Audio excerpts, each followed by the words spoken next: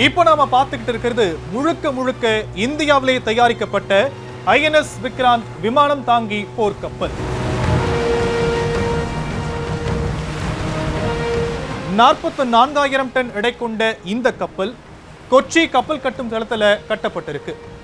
நவீன தொழில்நுட்ப வசதிகள், 2200 அறைகளோடு 1600 பணியாளர்கள் தங்கி பணிபுரியும் வசதி கொண்ட இந்த கப்பல் சுமார் 23,000 கோடி ரூபாய் செலவில் உருவாக்கப்பட்டிருக்கு. மணிக்கு 51 கிலோமீட்டர் வேகத்தில் பயணிக்கக்கூடிய இந்த ஐஎன்எஸ் விக்ராந்த்ல MiG-29K ரக விமானங்கள், பல்வேறு வகையான ஹெலிகாப்டர்கள் உள்ளிட்ட 30 விமானங்களை நிறுத்தும் இடவசதி கொண்டிருக்கு.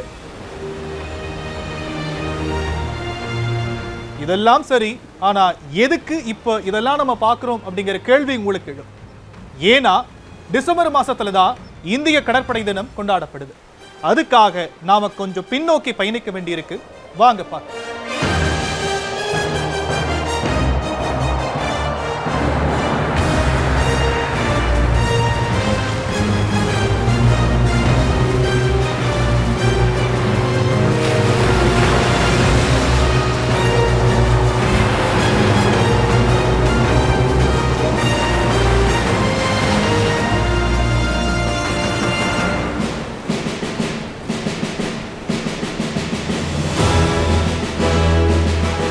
இந்திய கடற்படையுடைய வளர்ச்சியில நீண்ட நெடிய வரலாறு இருக்கு. 1612 கிழக்கிந்திய கம்பெனியின் கடல்சார் படை உருவாக்கப்பட்டு சுமார் 75 ஆண்டுகளுக்கு பிறகு அதோடைய பெயர் பாம்பே மரைன் மாறியது. இதுதான் த ராயல் மரைன் மாற்றப்பட்டு உலகப்போர் 1 மற்றும் 2 பங்கேற்றது.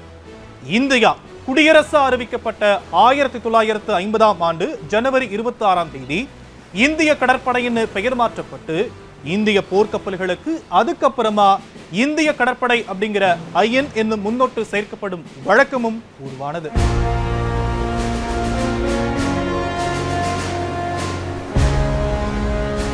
கடற்படை தினம் கொண்டாடப்படுற இந்த மாசத்துல இந்திய குடிமக்கள் ஒருவரா நாம பெருமைப்படுவதற்கு பல விஷயங்கள் நம்முடைய கடற்படையில இருக்கு.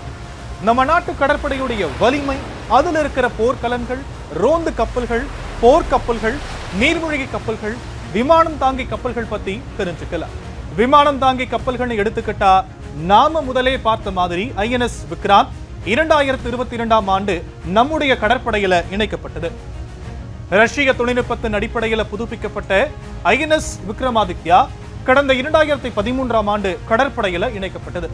இது ரெண்டும் தான் இப்போ நம்மளுடைய பயன்பாட்டில் இருக்கு. INS Visakhapatnam, INS Mormugao, INS Imphal, INS Surat, INS Kolkata, INS Kochi, INS Chennai அப்படின்னு 13 போர்க்கப்பல்கள் இப்போதும் செயல்பாட்டில் இருக்கு.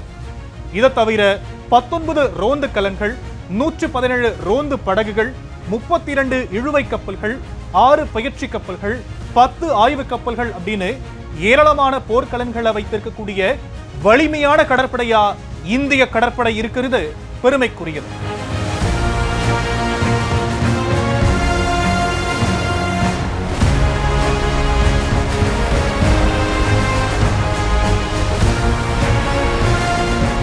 இந்திய கடற்படையுடைய சக்தி வாய்ந்த, அதாவது அணு ஆயுதத்தை சுமந்து சென்று தாக்கக்கூடிய ஏவுகணைகள் பொருத்தப்பட்ட ஐஎன்எஸ் அரிஹந்த் நீர்மூழ்கி கப்பல் 2016 ஆண்டிலிருந்தும் ஐஎன்எஸ் அரிஹாத் நீர்மூழ்கி கப்பல் 2024 ஆண்டிலிருந்தும் இந்திய கடற்படையுடைய பயன்பாட்டில் இருக்கு. இவை உள்நாட்டிலேயே தயாரிக்கப்பட்டது அப்படிங்கிறது கூடுதல் சிறப்பான ஒரு விஷயமா பார்க்கப்படுது. இது தவிர 1986 ஆண்டு முதல் 2025 ஆண்டு வரைக்கும் பிரான்ஸ், ரஷ்யா, ஜெர்மனி உள்ளிட்ட நாடுகளின் ஒத்துழைப்போடு தயாரிக்கப்பட்ட எதிரிகளின் நீர்மூழ்கிகளை தாக்கி அழிக்கக்கூடிய 17 நீர்மூழ்கிகள் பயன்பாட்டில் இருக்கிறது. இந்திய கடற்படையுடைய வலிமையை உலகத்துக்கு பறைசாற்றும் எடுத்துக்காட்டுன்னே சொல்லலாம்.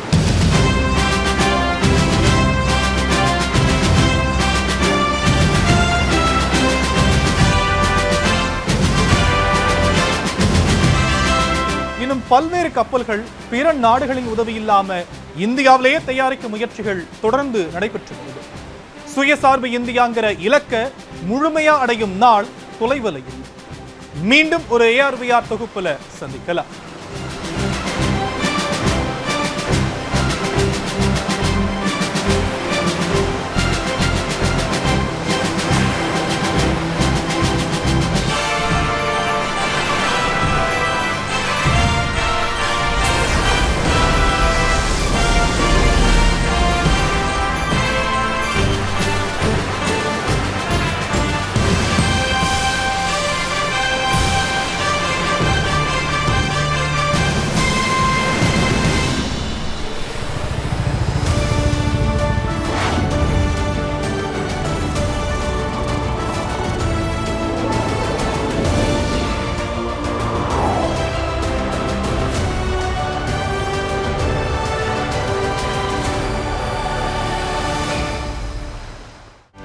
செய்திகளை உடனுக்குடனும் துல்லியமாகவும் தெரிந்து கொள்ள சப்ஸ்கிரைப் பண்ணுங்க.